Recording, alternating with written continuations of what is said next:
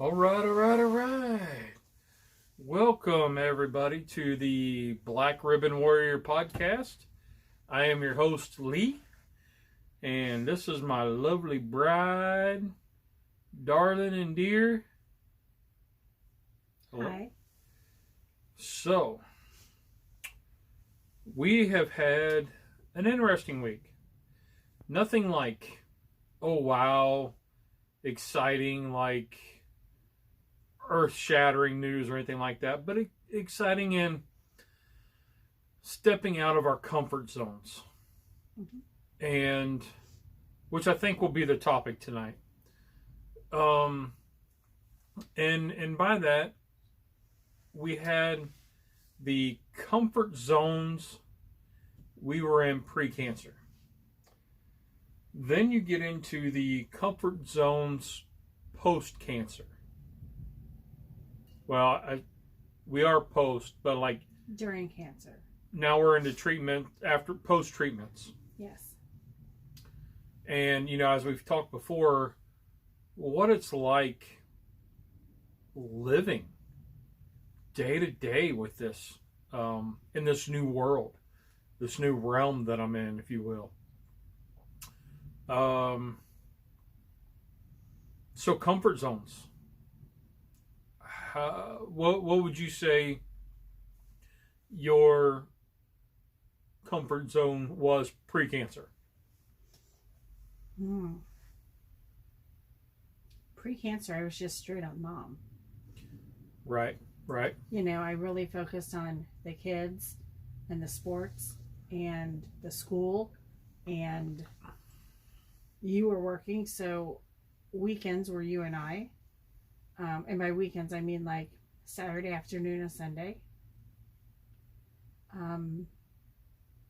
It didn't leave a lot of time because all of our time was spent with ushering the kids because they didn't have their license.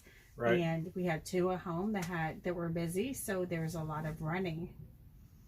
There's a lot of running pre-cancer. So like your comfort zone was I was just mom. And there wasn't, as you were being mom, there wasn't a lot of time for hobbies. No. Or there was mom and work because extracurricular. I was working, with 32 kids on a caseload. Yep. Until COVID. And then there's a whole nother layer of educating the kids. So again, it was still mom with what needed done, and mom and doing the house cleaning and the chores and all of the running and all of the shopping and all of it was very much what moms do. Yeah. And that's great. That was my place. So for me, the comfort zone that I had was I was dad. I was learning how to be sober and be dad, and what it really meant to be a dad. Yeah, I mean, you were disengaged some because you had your own thing. Yeah, I was still like I was maneuvering through the depression and sobriety and all that stuff pretty well. Yeah. Pretty well. But going back, I think at that time I was 7 years sober. So that was kind of that'd be 6-7 years, yeah. So just shy of 7 years. And, we'd had a couple bumps here and there, but it was now learning the importance of being a dad and what that entailed, and then still trying to keep me. Right. Well, and it was hard because you were jumping in then with teenage girls. Yes. Not teenage boys. So you tried to be hard-ass dad because that's what you thought they needed. Yeah. And they didn't take so well to hard-ass dad. No. And to here are the rules, and you're going to follow my rules. And they rebelled that just a bit because you hadn't been the one placing the rules. Right. The John Wayne approach did not work. Doesn't work with girls. Doesn't work with girls. And that's, other than my father, and that was who I looked up to. Right. Well, and you had you didn't get in their business. You didn't want in their business. Yeah, I only wanted to step my toes in the water, and once it got a little too frigid, because, our girls like to share, and they like to talk, and they want to tell you about all of the things, and why they're outraged, and why they're upset, and to you it wasn't important, because it didn't hit your barometer at all. It wasn't your thing, and we've talked a lot about that, you and I have. The girls are a little different. What I've learned, though, is those little moments where they are oversharing and makes you uncomfortable is what they remember. That you were there and you listened. But again, I haven't coughed all day. But as we were saying the other day, or earlier today, it's nice that they do tell us what they tell us now. So they tested the waters with you too. Yeah. They put their toes in a bit, and if it got frigid, they pulled out. Yep. Now they just jump straight in. Now they try to embarrass me. They do. But I think it's good in the sense that we've always wanted them to be open and honest. Right. And to know that they can tell us everything. It doesn't mean that we will agree with them or that we will like their stance or their position, but that they're heard and that they're allowed to have their feelings and do their say and explore and experiment within parameters of sorts. Yep. And the kind of hobbies that I had prior, I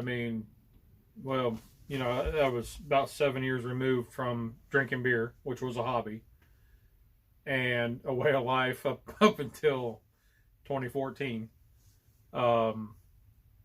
And then, I like to go fishing every now and again. I didn't do it very much because when I was done working, I worked on off shift, and even when I was working day shift, you come home and it's family time. So there wasn't a lot of extracurricular activities. We would try to cook as much as we could, like barbecuing and trying to go out to compete in the South Carolina Barbecue Association. But all that costs money. So, that was kind of a thing, and we started doing the YouTube thing as a hobby. But other than that, there wasn't much. Excuse me. And there was nothing we did together. Very little did we do together. Because we don't have the same interests. And that's okay. That's never been an issue necessarily. You've let me do things I've wanted to do. I let you do things you want to do. And if they can cross, they can cross. And I've tried to encourage her to go out and do something, and she's like, yeah, I don't know. Because she doesn't want to do it by herself, and then she doesn't want to, it's something I don't want to do. And if you only had 16 waking hours together. Right. I really tried to reserve those 16 waking hours to see you, because otherwise I really wouldn't see you with your job and my job and the kids and their things, and there just wasn't that time. So then during diagnosis and treatments, that was the hobby. Yeah, there was no hobbies. That was it. Because I got all this time on my hands, but for so many months, I was a zombie, dude. I didn't have a clue what was going on. And, just coming down the stairs was the accomplishment, and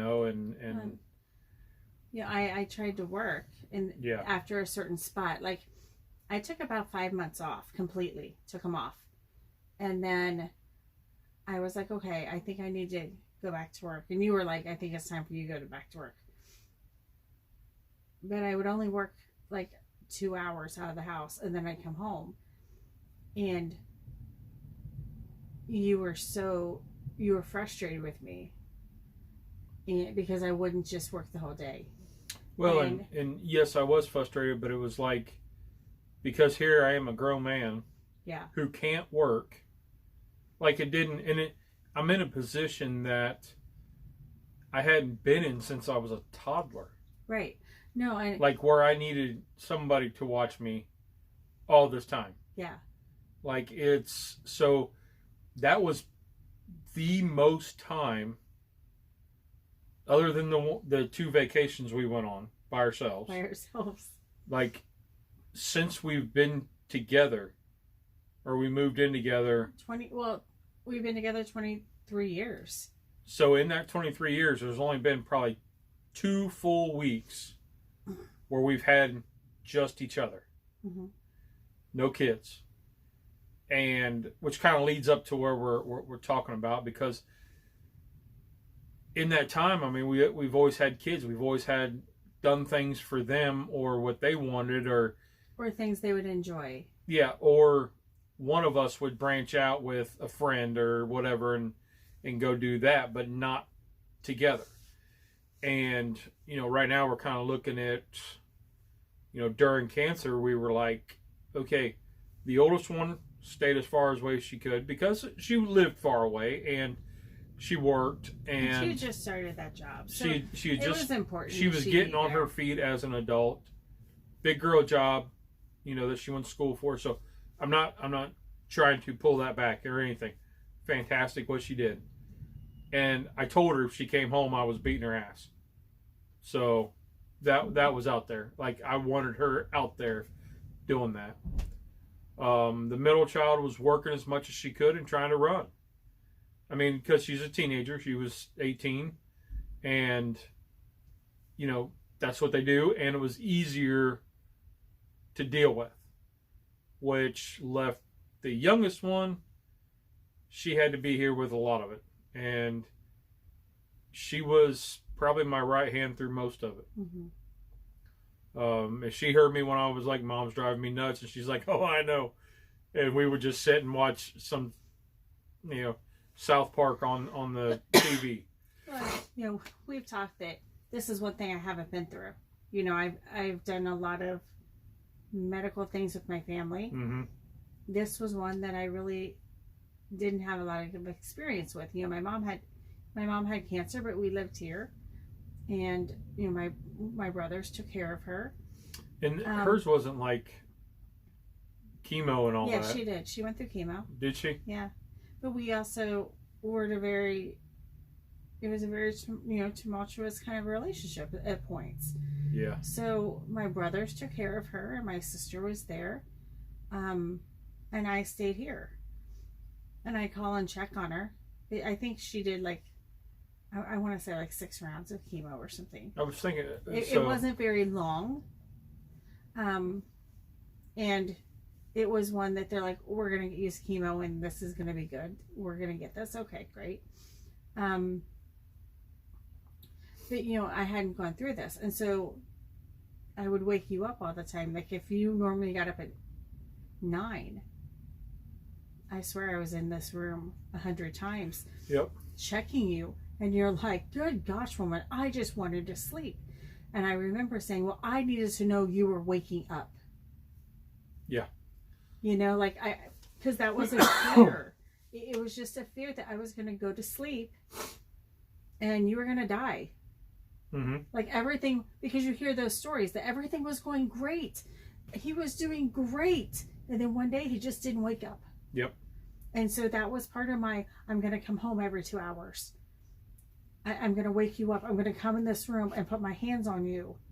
But I got to say, one thing that she did tell me, and it stuck with me, like, as much as I was a zombie and I don't remember a lot of what went on, but she told me one thing, because through the medicines we weren't eating a lot of great stuff. I mean, seriously, it was pepperoni, cheese, and soft tacos. That's all that tasted good to you. Yeah, that was all that it was. And there wasn't any sauce or anything like that. It wasn't like a pizza quesadilla. It was just pepperonis, some shredded cheese, and a soft taco, a keto soft taco. And that was it. So, or just slices of cheese and pepperoni. Mm-hmm. I mean, it was like there were multiple days that's all we ate. Basically, it was a grown-up Lunchable. Mm-hmm. And with coffee. And the one day she said, "What are you doing? You've been in," I was in the bathroom, and she was like, "What are you doing?" And I was like, "Man, I'm having a hard time." And she's like, "Don't push. Don't force it because you can have a stroke." So I think about that. I'm like, I've been eating all this dang cheese. I'm going to have to eat something greasy just to make things go. Flush your system. Yeah. So it's one of those things that I kind of, I don't know, that's probably the only thing that she said to me while I was zombified that I remember. And I think about that, and then Cub will be talking to one of her friends, and they're like, "Man, I got to call you back. I really got to go, and do this." And then that'll be my response back is, "Don't force it. You could have a stroke." Well, I'm glad you listened to something I say. Yeah. There's plenty you don't. But yes. I'm glad you listened to something. So with this, but I think also during cancer, we just stayed inside. Well, and it was also, the world was in lockdown at the end. Well, we were still. So this would have been 2021. Yeah, middle of 2021. Yeah, that's when we had the brain surgery. Well, that's when you got really bad, and that's when we knew shit was going sideways. Towards the July, fall of 2021, things were still they were starting to open up, but it wasn't like we were ready to go out to eat.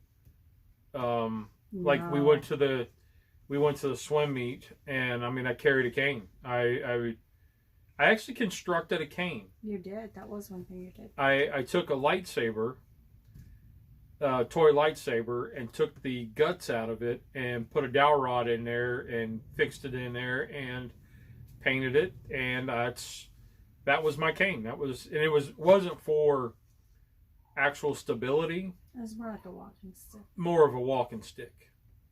And but I think during cancer we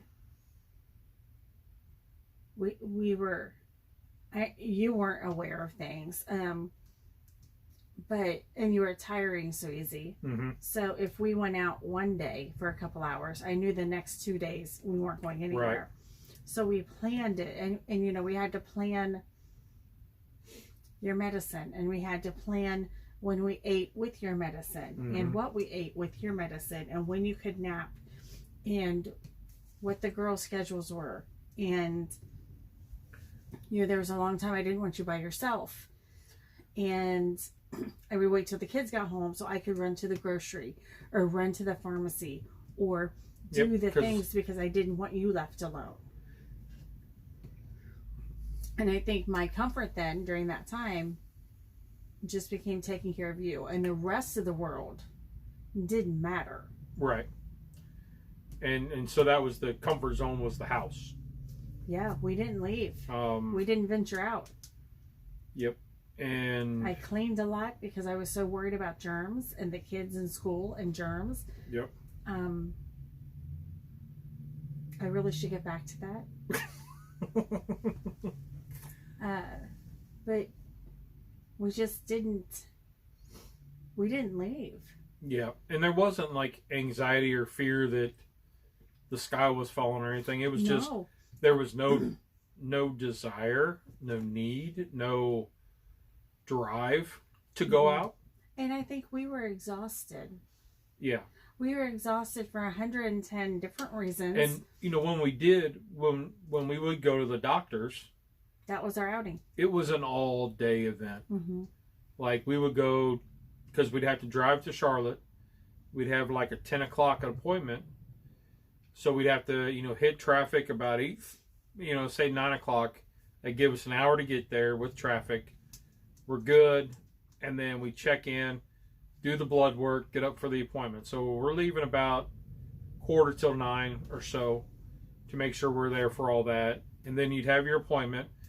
And then you're not getting into the chair for infusion until like 2 or 3 in the afternoon. And it was just because of how they scheduled it. So we would have days where we're 3 hours downstairs at the cafeteria waiting. Well, and there were weeks that they couldn't schedule all of your appointments. So we would have 3 days of doing that. Yep. Or 2 days of doing that. Or, hey, he's not feeling good. Bring him in. Let's do this. Okay. We had spontaneous appointments, quite a few of those. And yeah, because it got to be where after we got so far along in the infusion treatments, then he started saying, well, hey, have you seen a heart guy? I'm like, nope, but I bet you know somebody. He'd say, yep. Then a few days later, we'd get a phone call. He'd say, do you have a dermatologist? Nope. I bet you know a guy, though. He'd say, yep, give me 5 minutes. He'd go across the hall, and we'd end up scheduling more appointments. So it was early. We also still saw the neurosurgeon. Yeah, we still saw him. We still had his visits on top of, the other 4 that we added. And so, like some of the guys that are, golf every week, our outing was going to the hospital. And we were just tired. Emotionally exhausted. Yep, and they're and during your treatment, I tried really hard not to cry with the girls or to be upset with the girls. So I would come in and give myself a timeout, and I started taking a nap every day. And was it because I was tired? I don't know. Was it because I was depressed? Maybe. Was it because I was anxious? Most likely. So I became that person who napped every day. I've never napped every day. We would get home from the infusion about 4:30, 5 o'clock, and I'm like, I walk in the door. Sometimes I would fill up my water bottle, sometimes not, and I would just upstairs for an hour, hour and a half, and take a nap. And knowing that I was coming downstairs, eating dinner, and going back up, within a couple hours back up to bed. But we didn't hang out with our friends. No. We didn't do anything. Everything really became, okay, girls, I'm going to run to the grocery, grab these 5 things, and I'll be right back. Keep an eye on your dad. I'm going to do this. I'm going to order dinner in because I don't feel like cooking and we can't go anywhere. Or we had all these meal trains. Or we had the meal trains. But when that ended, we were so nervous about going out because if you talk, I wasn't getting around really well. You weren't getting around well. You were exhausted. So there was a lot of stimulation would overwhelm you. Yes. So it's like, where can we go? But then there was also, hey, we're still in the land of COVID, and yeah, we're pumping crap in your body that's supposed to make you stronger, and your immune system goes into overdrive, but they still were like, you still need to be cautious about all of the germs. Yeah. It's not, but it's not like it's going to prevent you from getting sick. It could help, but it's not a foolproof method here. We would find that, going to the grocery, if just to walk, and I still do that. I still go out and go to like Sam's Club or whatever, or even Walmart, and just walk. And that was kind of a safe thing. We would just go and walk, and I'd have the cart. And because you had to push the cart. Yeah, I had balance issues. And if I got too tired halfway through the store, then it was like, ooh, we're done. We kind of kept an eye on the clock. Yeah. I mean, without knowing that that's what I was doing, it was like, what time is it? Okay, it's 12:30. Okay. Oh, it's 1 o'clock. Yeah. Are you ready to go? And we you're would, like, yeah, I'm good. We would space it out, and like we would go say we would go to the Food Lion right down the street, but then we're like, no, let's go up to Publix. So we would go to Publix and just walk Publix and get a few things, and it's like, oh wait, we can get this cheaper over here, and it's on the way home. So we would hit 2 stores, and that, you know, we just kind of started working more places up. And you know, the first time we went to the strip mall here on the west side of Charlotte, you know, that was an adventure. The outlet malls, yeah, like even, you know, we're this far removed, and you know, Nolan wanted to go, and I was like, okay, and we commented, like, we went there, and then we went to another mall because she still wanted to look at something, and you are on the way home, you're like, I am so exhausted. And that is something that we wouldn't have thought twice about prior. Right. You know, we wouldn't have thought twice about walking 2 days in a row all day. Like, and I think that's a thought now. Like, you know, where we go on a trip, how much walking is it? Like, you know, I would love to go back to DC. You wouldn't be able to walk all of DC for 3 days. You know, like, you would try. Yeah, I would do what I could. I'd be tired. And then you'd be miserable and grumpy and grouchy, and that's not worth it to me. You know, so it's like those kinds of things we now think about that we never thought about prior. Or like driving in the car. That exhausts you. It still can make you sick. You know, like you get almost sick to your stomach. If I'm riding shotgun, never.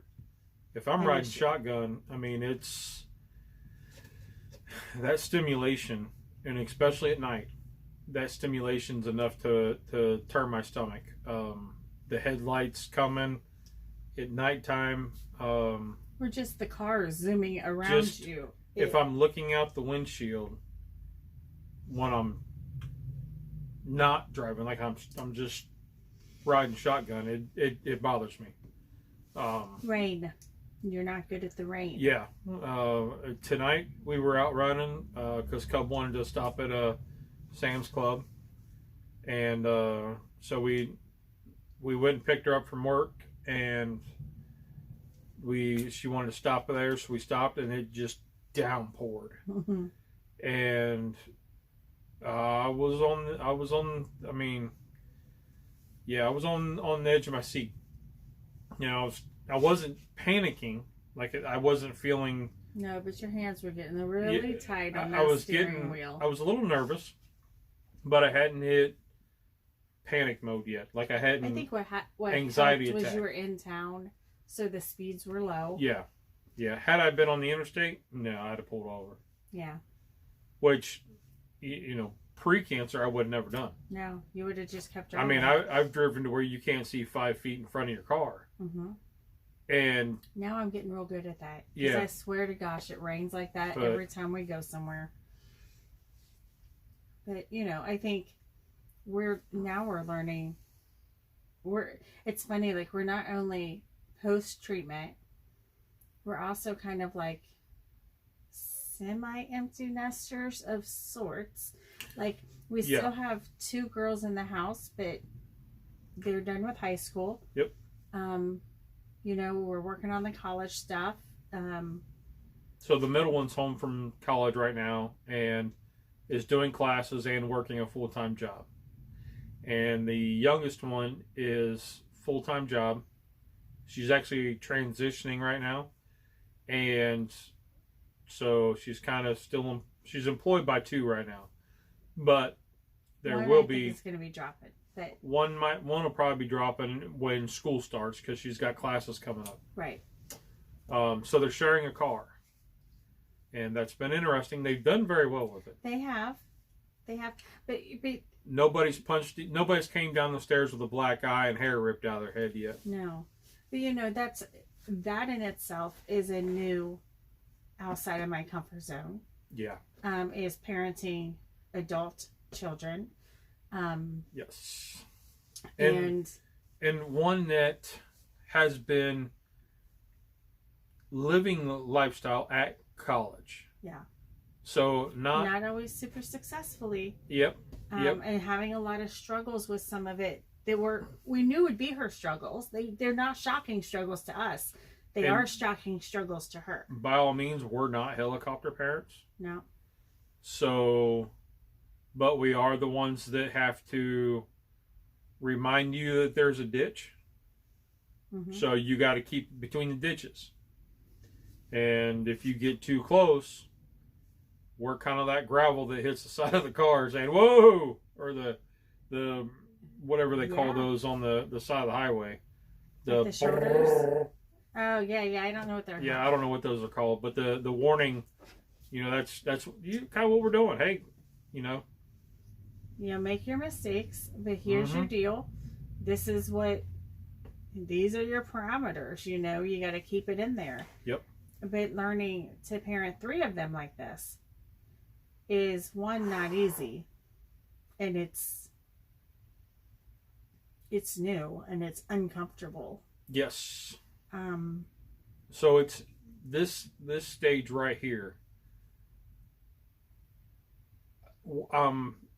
Couple weeks out from scans, 6-month scans. Cognitively, I'm feeling better, like more with it. The desire to do a lot of the stuff that I used to do isn't there. Just isn't there. So when I look in my garage and I've got all this stuff of the person I was before cancer, I don't know if that guy's coming back. And there's a lot, and I've set a goal to use all that stuff April of next year. So I've got some work to do. So I've set myself a goal to do this. But you do know it's okay if you don't, right? Yes. Like, it's okay to change your goal, and it's okay to change that path. It is. It doesn't mean anything other than maybe you're just not that person anymore, and that's okay. And that's what I want to see. That's what I want to see, if that is still there. The other day I made some enchiladas on the grill, and I felt something, like a bit of me from before, because I would grill anything. Anything. And the weeknight meal, threw it together, tossed it on the grill, and it felt wonderful. Talking about it felt good. And I only told like one person, so it wasn't mom or it wasn't you or one of the kids. But so that was a part of me that I had before that felt good, that I kind of relived, and I'm like, okay, I'm starting to feel a little something, but I don't know if I'll be as gung-ho as I was. Right. And that's okay. Yeah. So we're into this comfort zone thing, trying to figure out, kind of who we are. Yeah. Who we want to be. We're almost 6 months out from treatments. That's next Tuesday. Yes. Yeah. And maybe that's also why I'm on edge. Could be. Because I feel a little on edge. I feel really emotional already. Yeah. And I'm not gonna lie, I'm starting to get the nervous. And somebody asked me, well, why do you get nervous? What's the deal with the anxiety about it? And I was like, well, one, you've never lived it, so you don't know if it's a life and death sentence. It's not just a physical. Yeah, it's not. It's not just going into the doctor and being like, listen to my heart, look at my mouth, take my temperature, check my ears. we're gonna check my weight. We're gonna call it a day. It's a whole lot more. And it's hard to explain to somebody, but if you are like, you know, like you're getting ready to graduate high school, and you have this one exam that is make or break. Like, you are not going to graduate. You've got all this money spent for the party and everything, and it all comes down to how you do on this test. You have to get at least a 70 on this exam for you to pass. Think about that one. You got people coming in, or you're getting ready to propose, and you're really not sure what she's going to say. You know, like that kind of anxiety. But magnified, because this is it changes your life. Yeah, because it's, are we going to continue in this newfound space, or are we going to be thrown into another something else space? Yeah, another arena. And it's likely not going to look like it looked before. Because if you think about the trial that we just went through, I mean, it was like the gladiators in the arena, and every day you're fighting, and you know, it's, so these scans, they're very important, and they're nerve-wracking for the patient. I can go in with all the confidence and all the, you know, hey, it's going to be fine, it's going to be good, don't worry about it, and I know that. But then there's that little bit of you that says, yeah, we're going to give you a little something to, a little fork. Yeah, we're going to give you a flat tire and let you go at it. So, and I think I hold my breath, you know, because I always get a message that says, like, you have a new test result. Mm-hmm. And between that time that I click it, because I'm not one that can't click it, I have to read it. Right. When I open it, I'm just like, yep. You got to have that deep breath and like almost, you know, Kung Fu Panda, center yourself type deal. Yeah. Because I mean, for me, it's also, I was the one who told you what was going on the first time, and you know that if I read that and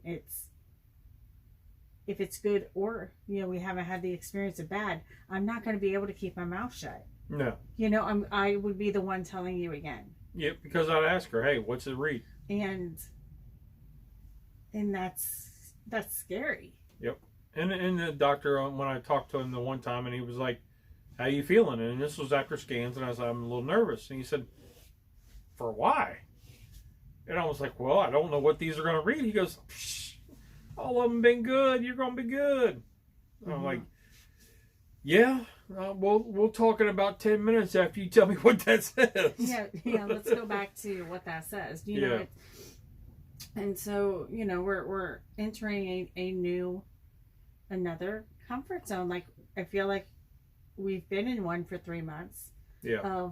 And it's funny because we don't know how long you had cancer before we knew you had cancer. Yeah. So because I had, so under my arm, the lymph node, I mean, it filled my entire palm. It was like the size of a baseball. It was the size of a baseball. Well, yeah. Easy. And it was under the tissue and the skin and the stuff. So at the biggest that I'd seen it was like a softball size. That's like stuck out of his armpit. Half of a softball size hanging in my arm. But you didn't see it as much like this. We'd see it when you'd raise your arm. And when I put my arm over my head. It just kind of looked like this. When I raised my arm up over my head, that's when you saw it. And it was like a big, like a half a softball. And, you know, the one time they measured it, and it was, what, 6 centimeters? Yeah, something. I don't remember. And that's, you know, when they decided they couldn't take it out. because it was just so big and it was vascularized. And right. So we don't know how long that I noticed it December of middle 2020. Middle December 2020. Beginning, so because I was on a trip. So that was kind of that time frame. And we don't know. And I guess for me, and there's no number. And you know, I'm a nerd, and I like to study, and I like to. You're know very things. analytical. There's no study with. Okay, because I've Googled all the search words, and you know that I've Googled all these search words. Like, how long does a tumor take to show up? How long, like, how fast is one going to grow? Because we don't know. And we've gone back to, you know, the prognosis and what they said with that number. And does that mean from treatment, from when it was found, or from when it started? And we don't know when it started. And we know when we first saw a sign of it, but was it in your body for the year prior? Because it didn't show up in your blood work, because your blood work was fine. Because they did white blood cells. This is not a white blood cell, red blood cell, complete blood cancer. Different cancers that we found will show up there. You won't have any physical identifiers, but you'll have it in the blood work. Right, and all of your blood work from the beginning of all of this was great. If we just looked at your CBC counts and your, you know, that kind of thing, they were fine. There was no indicator. So we were good at checking all of your other systems. Yeah. And so they did pull CBCs through the whole time you've been here going to the doctor for your other things. That wouldn't have been a trigger. Right. So when did this stuff start? And how long did it grow? And your cancer is an aggressive form because it's you know, BRAF positive, which changes it and it makes it more aggressive naturally. Well, what does that mean? How aggressive is aggressive? You know, and so now that wraps in my brain. Like, we've been good since December. We were good in March. Would a tumor grow from March to June? Oh. No. So what's interesting is on that Facebook group site that I've talked a lot about. There was a person who commented that they had scans 88 days later. So it wasn't even time for her scans again. Right. Or their scans. I can't remember. I think it was a girl. But anyway, it wasn't even time for the scans. 88 days later that she was in the hospital and they found tumors. Yeah, so they can grow rapidly. Right. And because yours is testing more aggressive anyway, that I can drive myself crazy. And I often do. I think it's still why I like a nap. Because I'm still there. Yeah. And but, I watch everything and I'm like, you're walking weird. You feel good? Your eyes look funny. You feel good? Your cheeks are red. You feel good? You got a headache? You feel good? What's that cough about? You feel good? This is my new normal. But what we're finding though is we're trying to branch out of pre-cancer normal, cancer normal, and now we're in this post, and we're trying to. There's no normal. There's absolutely no normal. I mean, my day-to-day, from the outside looking in, may look normal. Right. I mean, I get a lot of comments, well, what else do you do all day? Well, I can do whatever I want, but it doesn't, the physical or the mental doesn't translate into what we can see. What you do on a daily basis, or what my buddy does on a daily basis. It's different. And so I can't, you can't explain that. But anyway, we're trying to to expand and figure out what we enjoy as far as hobbies and just time together. Yeah. So we met some friends to go to a new bar. I drank water. I had a non-alcoholic cocktail, but and then I had water, lots of water. I did not have water. But it was you want to talk about the place? Yeah, it was cool. It's like a self-serve bar. I think they said they had 56 or 65 taps. 64 is what it said. And so there were some local beers. There were some popular beers, like they were like Miller Lite and Coors Light, yeah. things like that. But then there were like beers I'd never heard of, and there were sours, and there were plain beers, and there were IPAs, and there was they had wine, craft, and there was wine beers or wine beers. There were wine. There's probably those too.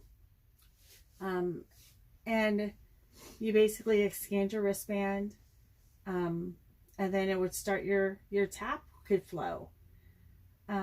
They charged by the ounce. By the ounce. Now so, each beer had a different price. Was a different price per ounce. So I made it my mission that I was going to try all the beers that kind of sounded interesting, like a handful of them. But do not be alarmed. I only tried like 2 inches of beer. Yeah, she had her beer glass and she would go That's up. That's probably the least amount you've ever seen me drink of a beer. Yeah, and she would pour it, like put it underneath there, and she would get like 2, maybe 3 fingers, like on the bottom of the glass. That's how she measured how much to get. Kind of like, what is that, scotch they do? Fingers of scotch.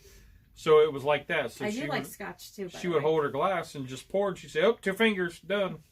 And people, I think they thought I was ridiculous, but I'm like, my goal is not to get drunk. Yeah. And my goal is not to spend $100. Yes, which you could have easily. My goal. The other thing was, go ahead. Well, my goal was just to try some that made me curious. Yeah. In a safe spot, rather than buying a 6-pack or a 12-pack or a 4-pack or a whatever. Now with the wristband, it only allowed you to get 32 ounces, and then you had to go back up to the desk. They would do a sobriety check and do a hey, you look good. They talk to us. They see what's going on. Have you found one you liked? Like, there was conversation, so they could see if you were slurring, if you were so that not way they able could to answer. So because it's self-serve, that was a way to regulate somebody's toxic level. Yeah. Or intoxication level. So the other thing I did was, I'm a bargain shopper. It's a rare thing if I buy things that are not on sale. Right. And it can be anything. I was like, ooh, that beer's only 43 cents an ounce. I was like, I'm not getting any that are 66 an ounce. I'm not doing it. And I was like, ooh, this one's like clearance. Okay. And they were all I think I had one that I've had before. That everything else was different. And some I'm like, ooh, I kind of like this. Ooh, I kind of like this. So that if we go somewhere else and they have something like that on the menu, I wouldn't be so nervous about getting one. So trying a bar and isn't outside of our comfort zone, but what was our new zone was you had indoor seating, and it was loud, and it was just because there was a guy playing music. It was also opening weekend. This they was had the a first party of sorts. So they had a guy playing music, and so we went and sat outside. There's a huge outside patio area, grassy area, cornhole, fire pits, Adirondack chairs. Like, it was a nice picnic tables. It was a nice outdoor area. No shade. And I just dropped that. So everybody we were with, that was their comment. And this should go towards how much they do love you. They were scoping out the areas of shade. So if somebody went in to get a drink, they were scoping all the areas of shade to be like, oh, hey, there's a spot, or there's a table inside, or there's somewhere to go, because, and they were checking in with you. Do you need to get out of the sun? So like do you need this? When we first walked outside, there's a huge patio, and they had tables set up, and then you could sit at basically a bar at the railing. Mm-hmm. And we sat there for a little while, and then we went down and sat by the fire pit. Because it was more comfortable. It was more social. And, so they were playing cornhole right there by us, and we were just sitting there chilling. And, and I'm like, okay, I'm looking. I was in shorts, and the way I was sitting, my body covered my legs. All right, cool. I got a long sleeve shirt on, keep my hands in front of me. Okay, cool. My neck, my ears. Damn. Forgot my bucket hat, because I didn't think about sitting outside. And I don't want to wear a bucket hat sitting inside. Right. So I didn't bring the bucket hat, so I need to get... Do I have to carry a bigger purse? And I can shove your bucket hat in my purse? I just got to remember to grab it when I grab my wallet. When I had a jean jacket, I was like, do you want to use my jean jacket to cover your legs? So I ended up just, because of the way that the sun was behind me. So what I ended up doing was just spinning my hat around and sitting up farther. So then it covered my neck, but my ears were still exposed. But we weren't out there that long. We ended up going inside to use the restroom and found a table, and we went and sat inside. But everybody did look. That was the thing, and that was their concern. And we joked about getting you one of those sports tents that you can just sit inside and keep it unzipped so we can talk to you, to protect you. And we looked at them today, and I'm like, I know it sounds stupid, but when this is... If we were going to the beach, and we were going to spend like the day at the beach, you would be then I would look at that. Or sitting under the canopy in the very center. Yes. So where I would find shade. Yeah, we would have you in shade. Kind of like what we did when we went to Virginia to that race. Yeah. When we were in Virginia at the race, we had gotten a canopy that had sidewalls, and the sidewalls we put up were so it would cast more shade in front of it, and we'd move it. Yeah, so then if we had to move it to keep shade on you. Yep. So then that way we had more shaded areas. So it's learning all about that. Cub and I went and checked out there's a park that had recently opened up. I don't know when the exact date was, but it was new to us. We had heard about it, so we went up to go check it out. And it's I don't want to say a water park, but it's got hiking trails. It's right on the lake, and it's got fishing areas. It's got a nice swimming area, and that's something that I would have done before. I would go up and check it out, and the hiking trails. I would normally do it first thing in the morning. But here it is in mid-afternoon, and Cub and I are going up. So it's like, put on the sun pants, sun pants, and my, make sure I'm all covered. I have my bucket hat and everything. So I had to think in advance. And it's not being scared to go outside, but it's just now it's being smart. Thinking.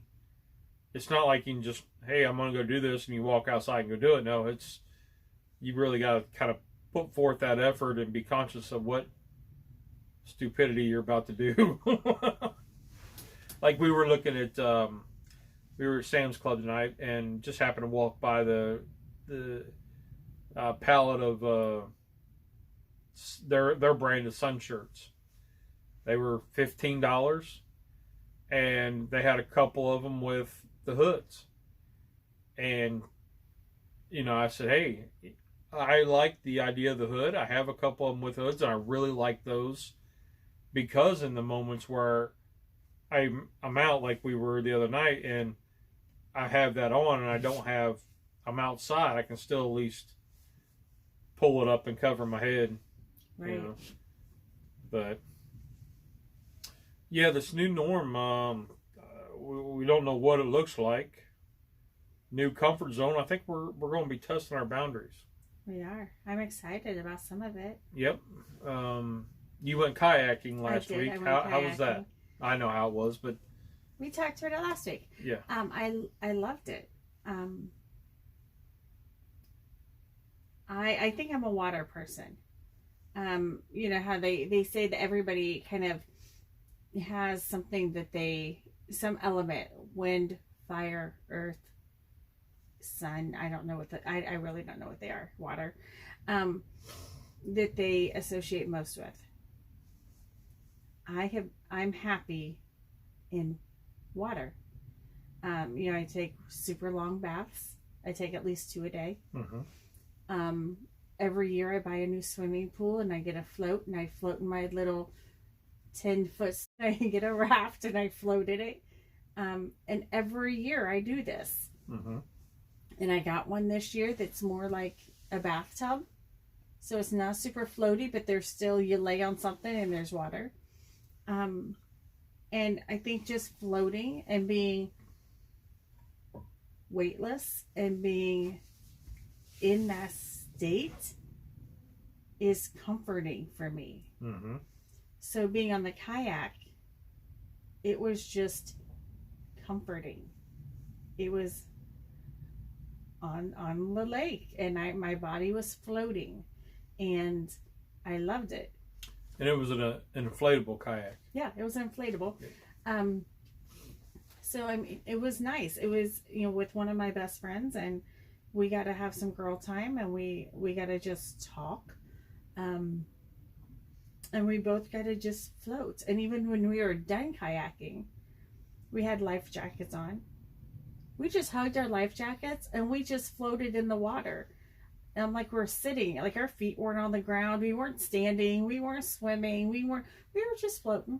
Yeah. Like it was not a big deal. So we both said how much we liked it. So we set up 3 activities that we are going to do. And if kids want to come with us, great. Yep. That's fine. We always welcome the kids to come. We never kick them out. If husbands want to come, great. You might have your own areas that you can be in, but you know, that's part of it. And so, you know, we decided we wanted to float. We wanted to do tubing down the river, and you went and bought us tubes. And it was so funny because, you know, I sent the picture to her, and I think, I don't know what she was thinking, but I said, hey, you know, Lee bought us tubes. And he's like, great, those are great river tubes. Blah, blah. And then she said, we saw her at the brewery, and she goes, you guys will have fun. I said, no, that's not the we. They're not for us. They're for you and us. And she got all excited. Oh, yeah. And then she pulled out her phone. Let's look at the date. Let's look at the calendar. What day do we want to go tubing? Yeah. which is, you know, because you're finding a hobby. You're finding something you're passionate about. You know, and I want to support that as much as I can. And because, I mean, the long and skinny of it is, if I'm not here, you don't want to go through trying to figure out who you are, what you like with that, after that. No, so if you have this and you're already, this is what I did before, and I still enjoy it because it was something that we did together, but it was also something that you and your friend did. Yeah. Like, well, it doesn't... And like I said, being on water is calming for me. Right. Like, I love the beach. I like to be in the ocean. I like to sit in the water. It's calming to me. I like to smell it. I like every part of that. And, you know, in times like this, I need calm. And where's calm? Yep. So that's... So I'm going to let you use my tube. Yeah, I was at Sam's Club, and they had it was a 2-pack for $35. Right. And then today I bought a kayak. Oh, jeez. I bought an inflatable one. It was really on sale. Yeah, you showed me. We've spent that much stupider ways. That is true. I used to spend with both of those together, I would spend more than that in a night out at a bar. Right. So, and so 10 years later, it's supposed to be here Wednesday. or so 9 years later, you know. We're going to hope that Wednesday it doesn't rain. Yeah. Or Thursday it doesn't rain. Because in the evening, when I get off work, we could go try it out. We could go try it out, even for half an hour. 40 minutes. So and a lot of it's getting dark much later now, yeah. so we would have time. So a lot of this is like trying to just explore. I mean, we're getting outside of our comfort zone of, because our life and our what's the word I'm looking for? Our obligations are different now. Like obligations are different. We don't have to entertain the kids. We don't have to make sure they had dinner and interests got to bed, and our interests are different. Yeah. Than what it was, and we're more like, hey, if it sounds like fun, what's holding us back? But if it's money, both of these purchases, both of them, if we look at it in the sense of what we did prior on a weekend, yeah, in 2 times out, 2 times going to dinner, but in 2 times like being on the water, and either one of the items, they paid for themselves if we think of it as a date. Yeah, so like if a date you look at it dinner, as, or a date at the bar, or a date at the movies. If we took all 5 of us, if all the kids are home, then they want to go eat, we're spending $100. Yeah. And so if we just take the kayak out twice, we just got our money in. Yep. We just don't go out to eat that week. Well, and that's okay. Or 2 weeks. That's fine. But, yeah. So it's just finding new things that we want to do. And being, like, we've talked about doing some more travel. Like going places. I have a whole list. And, hey, if it's in the budget, why not? Mm-hmm. I don't think we're going to be booking any cruises or anything like that, but no, but you said I could if I want to. Yeah, if it's in the budget, I don't care. I don't, But she wants to go to Disney. If she wants me to go, great. If she doesn't, that's fine too. I want her to be I want her to be happy with whatever it is and have that outlet.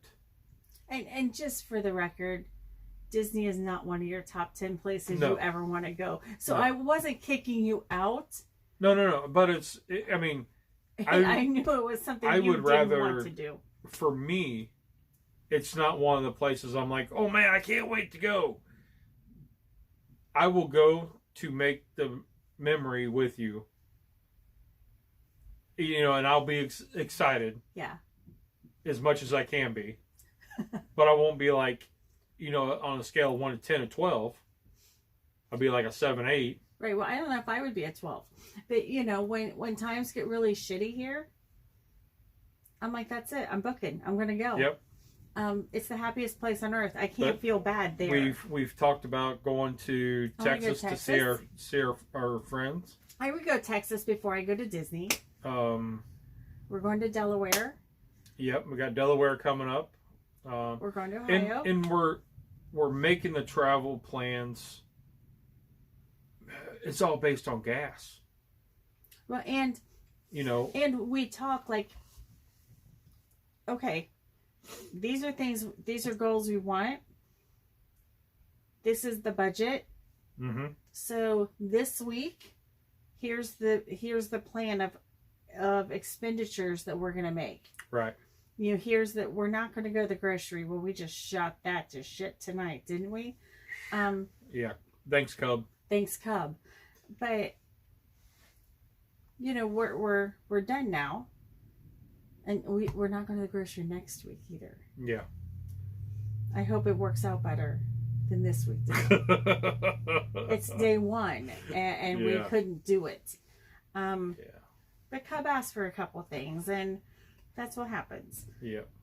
But you know, we do have those conversations about here's where we want to be, and now that we have these new items, that's the new fun. Mm-hmm. Mm-hmm. Pack a little, you know, cooler, a snack or whatever, and let's go. Yep. Yep. So, outside of our comfort zone. So yeah. So, I mean, that's how we're trying to create a new comfort zone. Well, you know what? Life is short. And you don't think that way when you're 18, and you don't think that way when you're 20, and you don't really think that way when you're 40. And that is something that until we get hit with something that says, hey, that's what I was going take to say. This. You don't know how short it is until you're in your early 40s, and you've got, this guy has like got his fingers literally on your brain. Like there's a piece of your skull sitting on the counter, and he's right, like that. If he sneezed, toast. That so I'm then glad you're like, you didn't have any allergies that day. yeah, but so I mean, when you're looking at that, like, you know, you watch Grey's Anatomy, and what's his name, McDreamy. Mm-hmm. Good job. So when he's in there working, and he's got the light on his head, that was me. I was the patient laying there, and that's still hard for me to believe. Like, it really is. I know. It's still like, wow, that really happened. I still Holy can't eat shit. that flavor of gummy bears. I just can't do it. And it's very hard.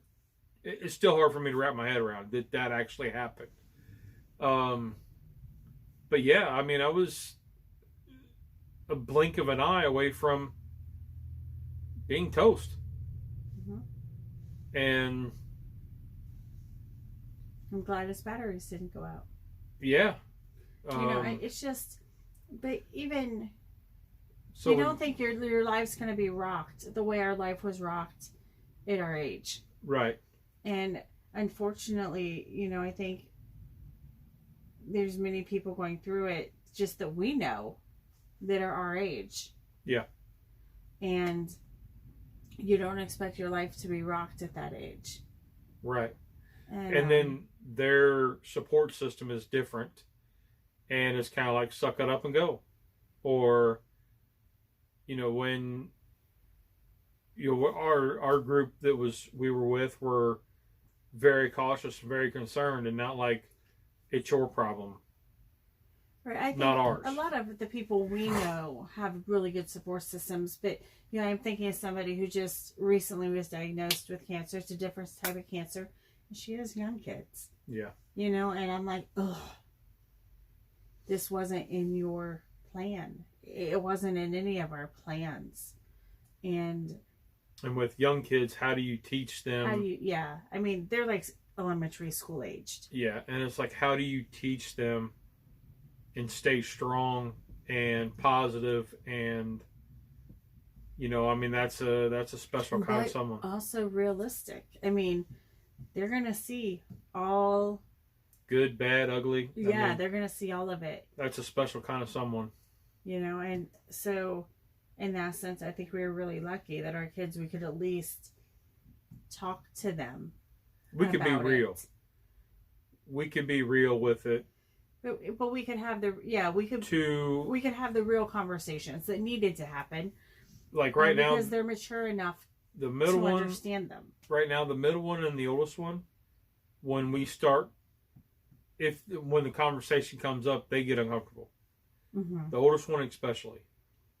Very uncomfortable about, you know, like I've mentioned, I've got a nice little cast iron collection. And I said, hey, if there's a piece that you want, go ahead and tell me that you want it now. And she's like, why? Why? What's going on? Just saying. Because nobody cares about the cast iron except for me. And when I'm gone, because we've talked about that, mm-hmm. What are you going to do with all this crap when I'm gone? And what do you guys, if there's one you want, go ahead and tell me now. And I can... We can at least make a note of it. Well, I could do more with that specific piece when you're around, or, you know, in my YouTube videos or whatever.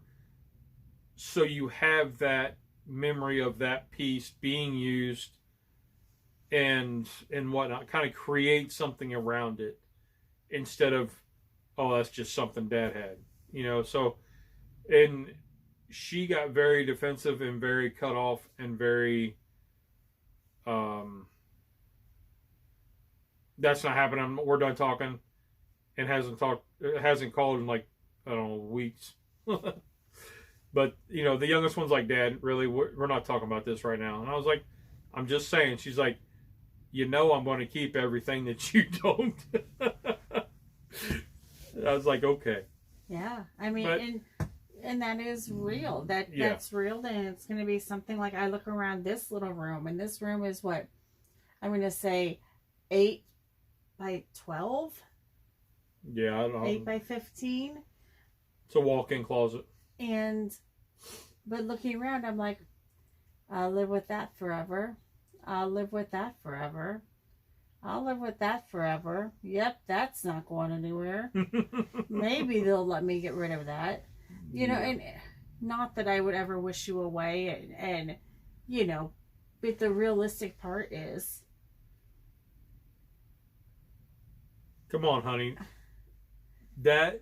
Metallic. So I've got a Metallica. I don't need your Metallica action figures. It brings me no joy. Yeah, I have the Metallica action figures on a your Metallica Barbie dolls don't make stage that I built. Don't excite me. That thing in the corner doesn't excite me either. One of a kind. You know, but it is something that's real. Yeah. And yeah, I don't ever want to have to go through this, but on the same breath, I'm like, you sure you don't want to go through this now and start like just giving it to people? I've been parting with a lot of stuff. You have. The realization, and you know, it's... Well, and it's stuff you're not even into anymore. Right. It's stuff that you used to be into like 15 years ago or 10 years ago. Yeah. So it's not even I'm not into it because of cancer, or it's some of the stuff is stuff you have not been into for a long time. Right. That rather than keeping here, I'm sharing it now. Shared it now. So anyway. So yeah,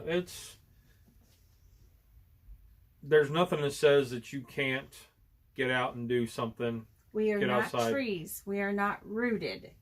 Right. So that is our, I don't know, I guess our comfort zone mix up, I guess, because we aren't the individuals that we were before cancer. And we're not even close. I think we're stronger. I think we're more unified than we were. And we're more willing, because we're like, who cares? Really? Who cares if I go outside and I wear a bucket hat and I have my sun shirt with a hood pulled up and the bucket hat on top of my hood and I'm walking the dogs? Who cares? Yeah, we do a lot of who cares. You know, so, you know. And again, if you've been in our shoes, then you have reason to say something. Yeah. If you haven't, then you know what, honestly, I don't need your criticism. I don't need you to tell me how to do it. I don't need you to tell me how to feel. I don't need you to tell me that this too's gonna pass. Yep. Because really it makes me just want to punch you in the mouth. And I've never been that kind of a person. But I'm like, no, don't talk to me about what you know nothing about. Yep. And it's kind of one of those where you see the one t-shirt my brother-in-law got me that has the F cancer on it. And I wore that out, and I was just waiting for somebody to stop me and say, well, that's offensive. Because I'd have been like, has it touched you? Let me tell you what's offensive. Yeah. Has it touched you? Because this lady over here, you know, so I was just... But, you know, we also have that double edge that we're living this new life, but we're also living this new life that we get to choose things we want to do for just us. It's not always the 5 of us. It's not always the 4 of us. It's not always the 3 of us. You and I. So, yeah, we're like when we're looking... So that's new, too. We're looking at doing this empty nest thing, and it's like, how do we do it? And I guess we're blessed in the sense that... My whole thing is, how the hell do I keep my mouth shut when I see somebody going down the wrong road? Yeah. But it's also the blessing part is we're not juggling 2 jobs. No. That we have to try to find a balance, work-life balance. Mine's more of a health-life balance. And I'm blessed to be here. So, you know what? Even though I'm working, if crap goes sideways, I'm at home. Yeah. And I can deal with what I can deal with and work when I can work. And I think, you know this, all of that is secondary. Yeah, having a paycheck is nice. Mm-hmm. But if I was ever down to, well, it's either you work or you be, you know, take care of you. There's no discussion. I figure it out.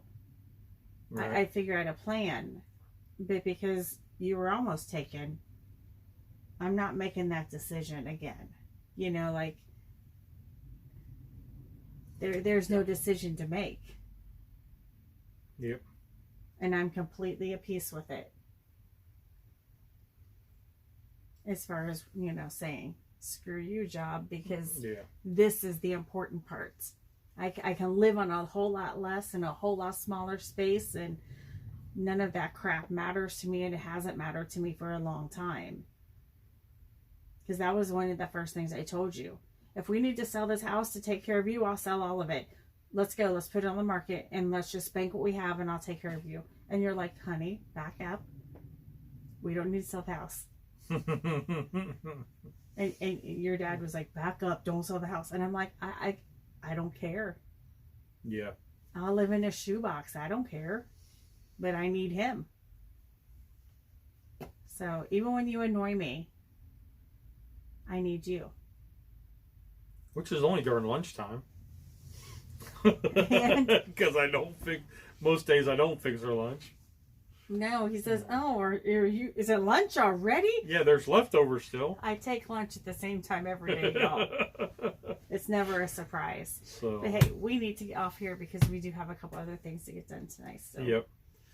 So, I don't know.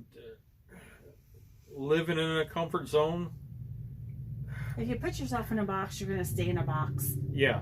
Unbox yourself just a little bit. And you never know what you're going to go in a bigger find box that you like. Yeah. You never know.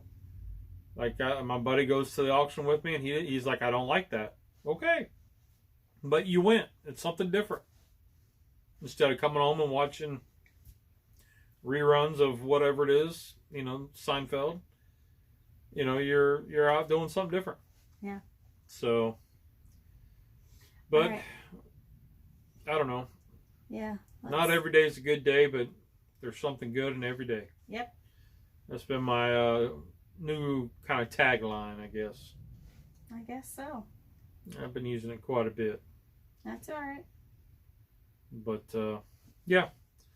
So we're going to get out of here. Everybody have a fantastic week. If not, just have a good week. Just have a week. There's something good in every day. If you're open to it, it'll find you. Get out your comfort zone. Just take that comfort zone and just, you know. Widen it just a little bit. Kind of like your favorite shirt. Just stretch it out. That you got to put on and you got to stretch it out just a little bit. Yeah. Because if you're feeling bloated that day, then it fits a little tighter and you're like, nah, I got to stretch it out a little bit. And then it feels good again. I got a couple of those that were not anymore. Athletic fit. Oh, I hate those. I know. I'd buy a t-shirt and not realize that it was athletic fit. Well, no. if barbecue and bowling was considered athletes, I might have a chance, but so alrighty, well, let's get out of here, and we'll catch you all next week. Have a great one. Bye. Bye.